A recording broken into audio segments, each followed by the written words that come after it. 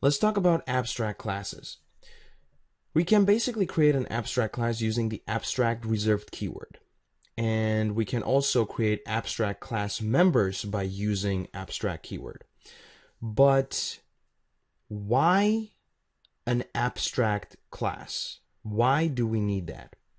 And basically, the answer is if there is a shared functionality, yet there's also things that we don't know how should be defined, but we know that for each class that is deriving from the abstract class should have their own implementation. If we have this type of combination of shared functionality and things that still need to be defined specifically for each class, then we want to use an abstract class. So as mentioned, abstract classes are incomplete. They should be defined concretely in the classes that derive from the abstract classes. And we cannot instantiate abstract classes. You will see what I mean by that in just a second.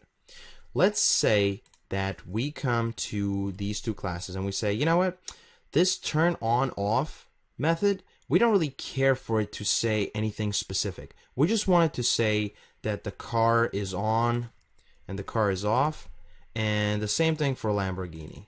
We don't really care if it says Lamborghini in there. It's basically the same thing. And we'll look at it and we're like, wow, this is basically the same thing. Why do we have them here? Right? Why are we duplicating code? In this case, we can use an abstract class.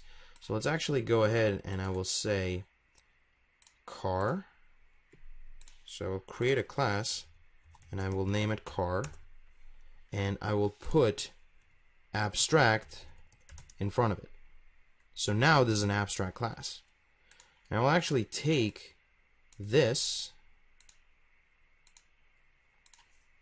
put it right here, make this protected so that classes deriving from it have access to it, and just leave it like this. Now what I will do is I will say car instead of iCar. And see, car is a base class. It's an abstract base class. And I will do the same thing for Lamborghini. And I'll basically take this out because that is now shared functionality.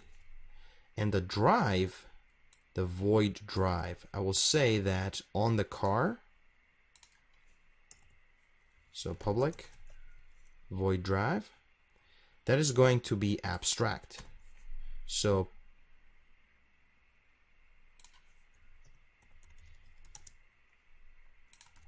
it's going to be a public abstract void drive, meaning that this method needs to be defined in each class that is deriving from the class car. That is an abstract class. And so here it says Ferrari does not implement inherited abstract member car drive. It is. It's just where we need to also say override. So we're basically overriding the method that is specified in our car abstract base class. So once again, the base class, the abstract base class says, you know what? Some things are shared and some things are not. An interface cannot do that. An interface just says, these are some of the function members that you need to define all concretely. I can't give you any predefined definitions or implementations rather.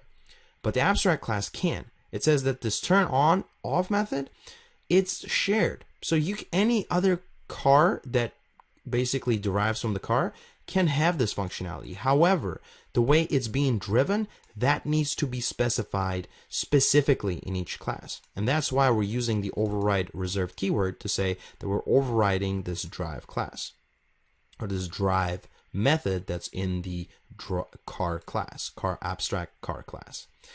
So with that said, we can come back to here and say that the person now should take a car, which is an abstract class.